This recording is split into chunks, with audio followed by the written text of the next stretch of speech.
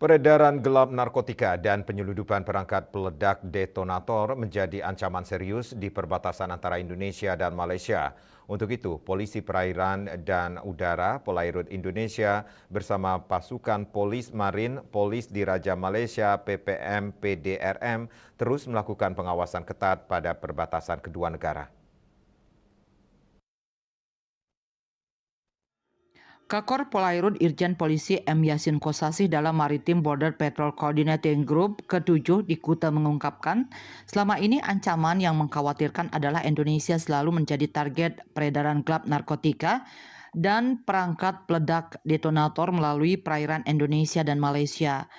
Seperti penangkapan penyelundupan narkotika seberat 1 kg melalui perbatasan Malaysia masuk ke wilayah Sumatera Utara oleh Polairut, serta masuknya detonator peledak dari India menuju Malaysia melalui perairan Indonesia dan berakhir di Tarakan, Kalimantan Utara, serta sejumlah daerah lain.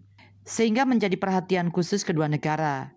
MBPC ke-7 tahun 2024 yang dibuka oleh Kabar Hakam Polri Komjen Polisi Dr. Muhammad Fadil Imran telah menghasilkan upaya pelaksanaan patroli terkoordinasi setiap beberapa bulan sekali di perbatasan negara seperti Polairut Kepri bersama gerakan Marine Police di Johor. Melalui pertemuan Maritim Border Patrol Coordinating Group, diharapkan dapat menciptakan situasi yang aman di wilayah perbatasan Indonesia dengan Malaysia.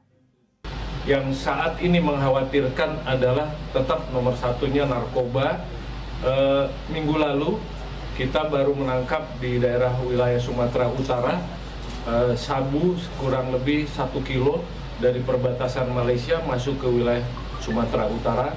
Yang kedua tadi disampaikan oleh Bapak Kabar Hakam, masuknya detonator ya dari India melewati Malaysia dan berakhir di Tarakan, lalu detonator itu dipecah.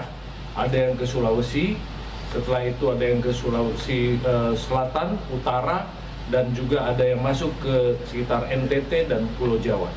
Itu yang utamanya adalah narkotika dan detonator.